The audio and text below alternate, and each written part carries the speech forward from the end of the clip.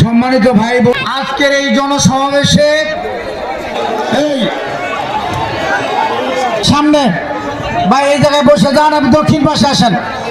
এই পশ্চিমে যারা দাঁড়িয়ে গেছেন, পশ্চিমে যারা দাঁড়িয়ে, এই যে চঞ্চল নামাজটা শেষ হোক, বসেন।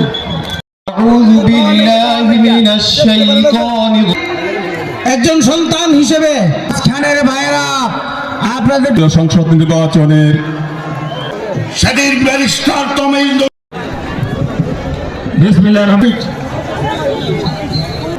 বিসমিল্লাহির রহমানির রহিম। আজকে আসন্ন জাতীয় সংসদ নির্বাচন যেটা 12ই ফেব্রুয়ারি অনুষ্ঠিত হতে যাচ্ছে, সেই নির্বাচনে বিএনপির মনোনীত প্রার্থী হিসাবে আজকে আমার সর্বশেষ এই নির্বাচনী জনসভা হালুয়াঘাটে জনসমুদ্রে পরিণত হয়েছে। আজকে এটা শুধু ইমরান সালেহ প্রিন্সের জন্য জনসমুদ্র নয়, এই দাঁড়ান এখানে কেউ আসবেন না, কারণ এটা শুধু ইমরান সালেহ প্রিন্সের জন্য নয়, এই জনসমুদ্র তারেক রহমানের জন্য, এই জনসমুদ্র ধানের শীষের জন্য। বন্ধুগণ, আজকে তারেক রহমান যে জাদুর বাঁশি বাজাচ্ছেন, সেই জাদুর বাঁশির সুরে সমগ্র দেশ এবং উত্তাল তরঙ্গ সৃষ্টি হয়েছে। আমার এই হালুয়াঘাট, দোবাউড়া, গারো পাহাড়ের পাদদেশে সেই উত্তাল তরঙ্গে আজকে ভেসে গেছে আমাদের এই গারো পাহাড়ের পাদদেশ। গতকাল থেকে এরকম ভেসেছিল, গতকাল যেরকম ভেসেছিল দোবাউড়া। বন্ধুগণ, আজকে সুনিশ্চিত তারেক রহমান আগামী 13 তারিখের প্রধানমন্ত্রী, এবং সুনিশ্চিত হালুয়াঘাট ধোবাউড়ার ধানের শীষ। সেই কারণে বলবো, আপনারা কেউ কোনো প্ররোচনায় পা দিবেন না, সাবধানে থাকবেন, সতর্ক থাকবেন। আপনারা দেখবেন এলাকা পাহারা দিবেন, আপনাদের ভোটকে কেউ যেন কালো টাকা দিয়ে কিনে নিতে না পারে। ইতিমধ্যে বিভিন্ন গ্রামে এইসব ধরা পড়ছে, গরু জবাই করছে, বিরিয়ানি খাওয়াচ্ছে। আজকে নাকি বিভিন্ন ক্যাম্পে বিরিয়ানি খাওয়া আমাদের এই জনস্রোতটাকে আটকাতে চেয়েছিল। কি হাস্যকর কথা, কি হাস্যকর কথা। ধানের শীষ, এটা ধানের শীষ, এটা ধানের শীষ। এই ধানের শীষের সাথে শহীদ প্রেসিডেন্ট জিয়াউর রহমানের তার স্মৃতি বিজড়িত, বেগম খালেদা জিয়ার স্মৃতি বিজড়িত, তারেক রহমানের স্মৃতি বিজড়িত। বন্ধুগণ, আমি বক্তব্য দীর্ঘায়িত করবো না। আপনারা কি আমার সাথে আজকে ঐতিহাসিক মিছিল করবেন? যদি আপনারা শেষ মানুষটিও আমার সাথে মিছিলে যান, তাহলে মিছিল করব।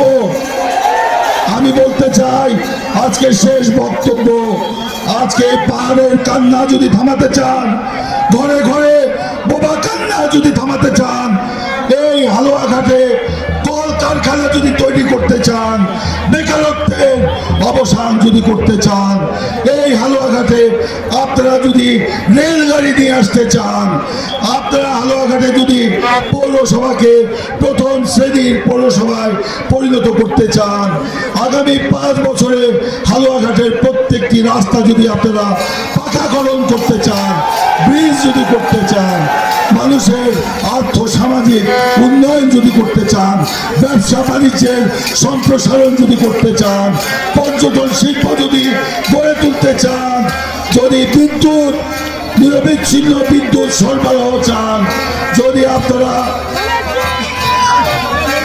হালুয়াঘাটে সন্ত্রাস মুক্ত, মাদক মুক্ত, চোরা কারবারি মুক্ত যদি আপনারা এলাকা চান, যদি আপনারা এখানে চোরা কারবারি মুক্ত, সন্ত্রাস মুক্ত, চাঁদাবাজ মুক্ত, মাদক মুক্ত এলাকা চান, তাহলে কি করতে হবে? আপনারা কি কৃষক কার্ড চান? ফ্যামিলি কার্ড চান? আপনারা কি বেকারত্বের অবসান চান? আপনারা কি মসজিদের ইমাম খতিবদের বেতন সরকারি ভাবে চান? হিন্দুদের মন্দিরের বেতন, পুরোহিতদের বেতন, গির্জার ফাদারদের বেতন কি আপনারা সরকারি ভাবে চান? তাহলে আজকে কি করতে হবে?